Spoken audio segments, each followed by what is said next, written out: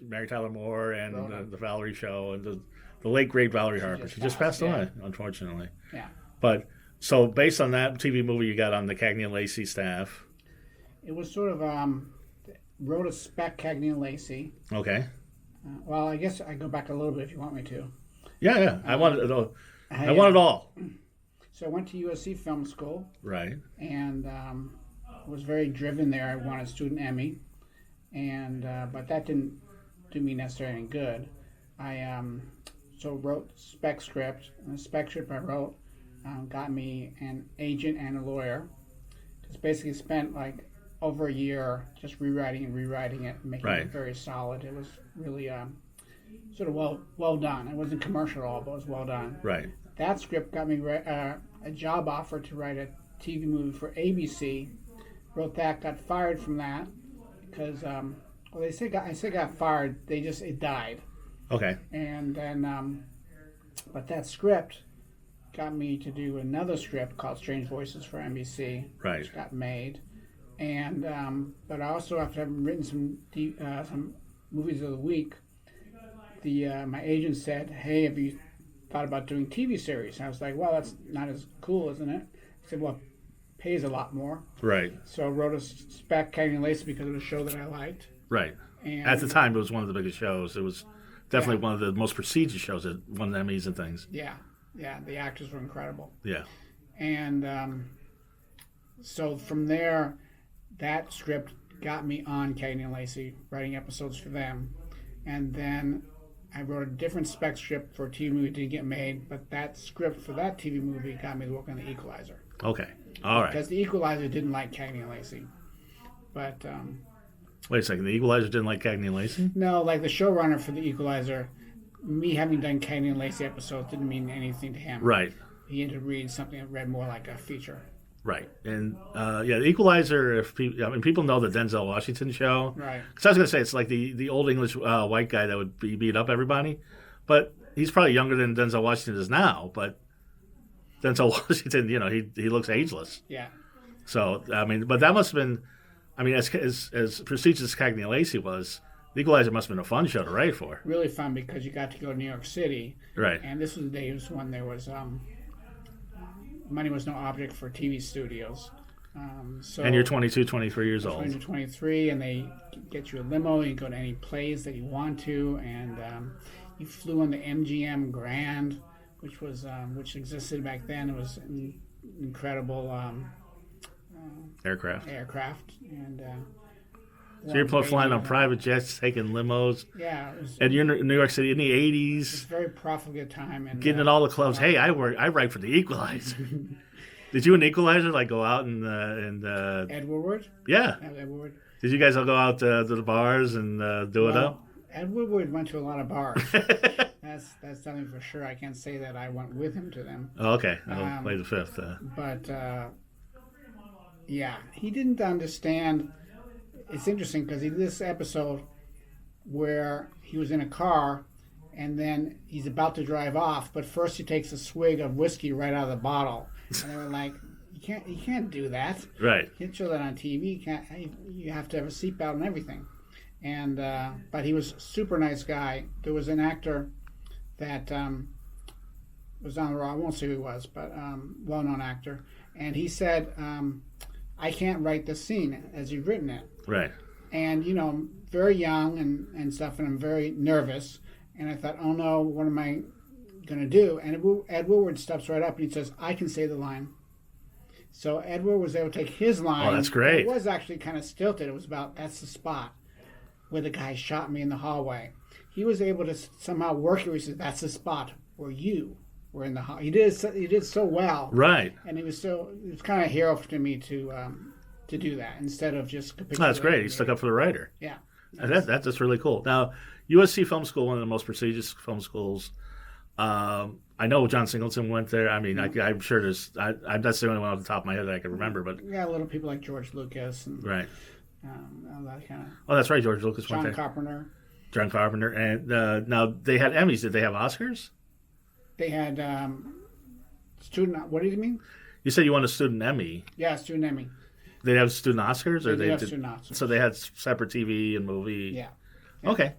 And TV, like you said, you saw that was where the money was, or The spec script that began it all felt like a TV movie. It was all black and white sharecroppers in the 1930s, and it's not commercial at all, and so it read like a TV movie. Right. And then after writing these TV series, I felt like I was kind of confined, because TV series are great because you get to hear your words every week, and they're also great because, in features, you write a feature script, it can be years, decades, and all that stuff before it can get made. But in TV series, they get made all the time. But they're still confined. You're limited to what you can get for that $1.8 million budget. That's what it was back in the Equalizer days. And so now how do you get from that? Now, how do you get the job? And this kind of goes into the horror and the season. How do you get the job for Deep Blue Sea, the feature film? Deep Blue Sea.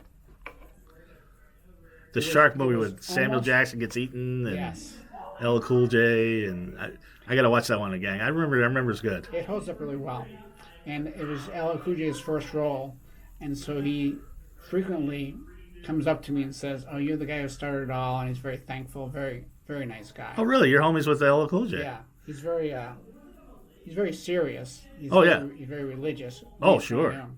And well, to have the rap and the acting career and everything else that he's doing, game show host, everything, he's definitely hard worker. There's no question. He did a rap song for Deep Blue Sea that plays over the end credits. Right. It's really a good song. But so with that job, it was one of those things where Warner Bros. Was looking for someone to do a rewrite of an existing spec script.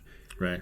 This guy, Duncan Kennedy, he wrote a spec script, Deep Blue Sea. Right. And sold it for a lot of money.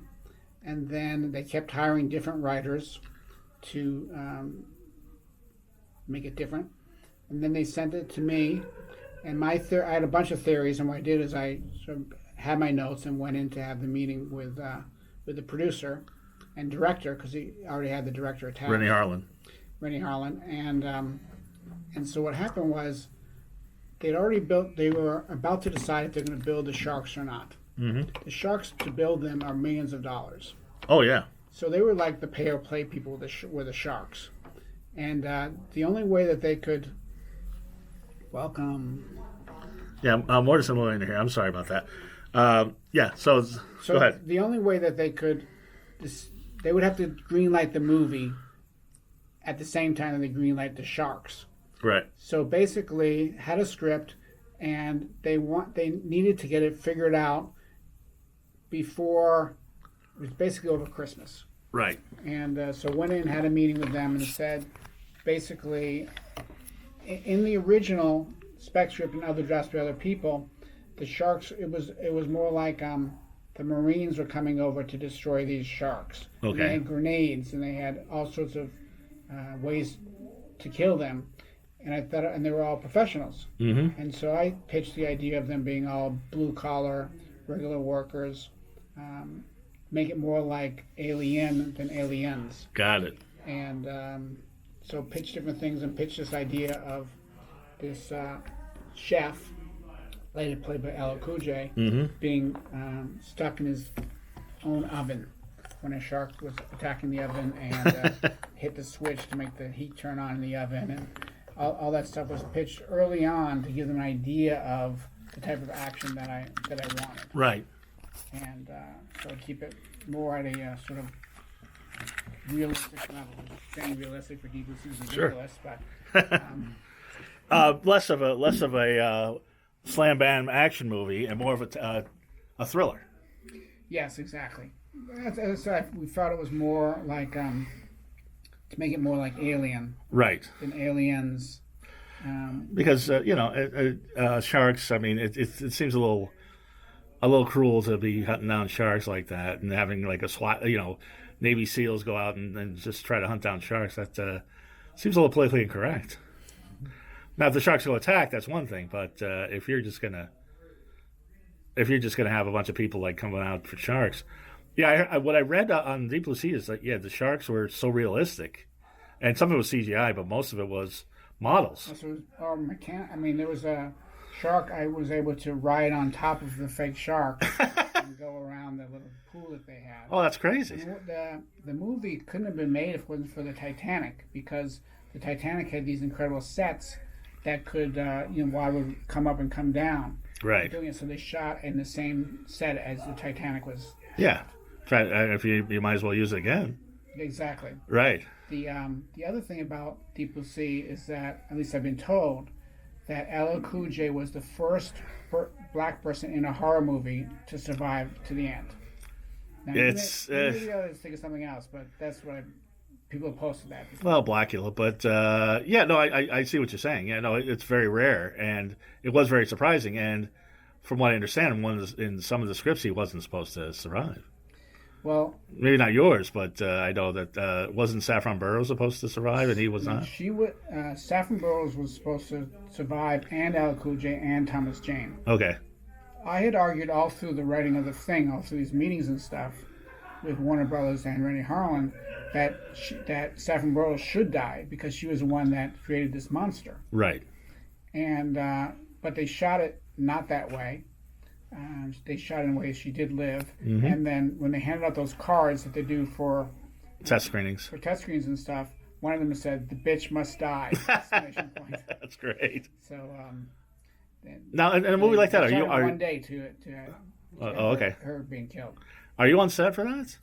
I was on set. Well, it depends. On Deep Blue Sea, I was on set some of the time, but not all the time. On Italian Job, I was on all the time in Italy and in LA. Okay. And on TV series, you're on the set a lot. It just depends on the project. You got to get along with people, though. Right. You got to get along with the director.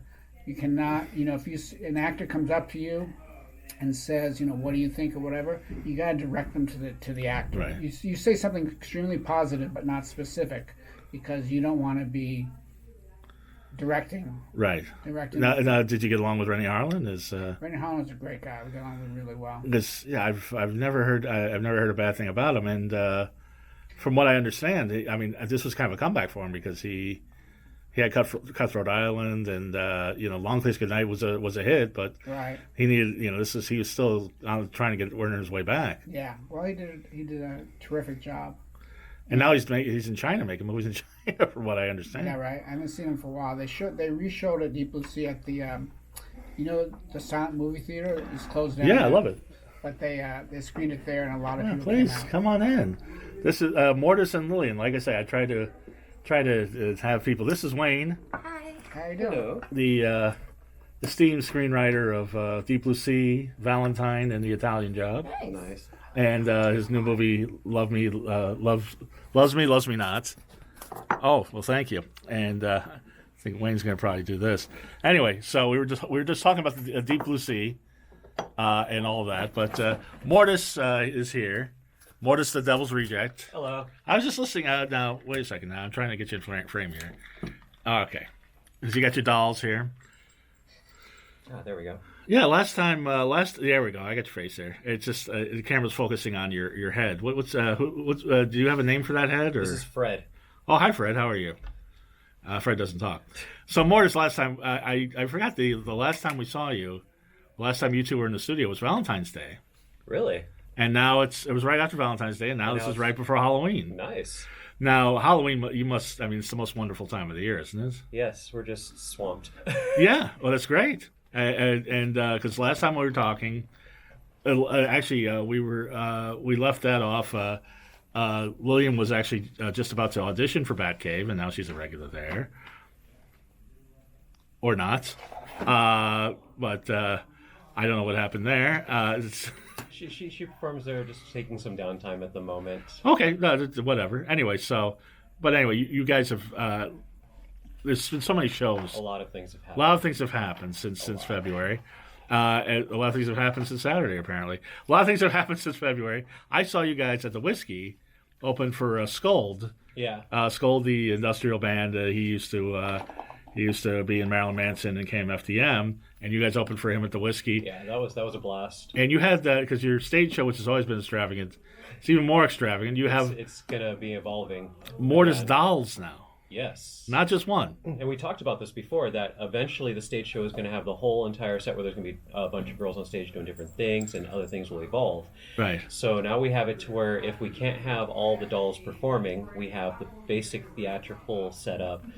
So it's just like 1 or 2 girls. But when we have all 5 girls, we have the full production running with a full stage show. Oh, so I only saw the semi-production with 3 girls. Yeah, well, after the Whisky show, we grabbed like 2 more, and then there were 4 more.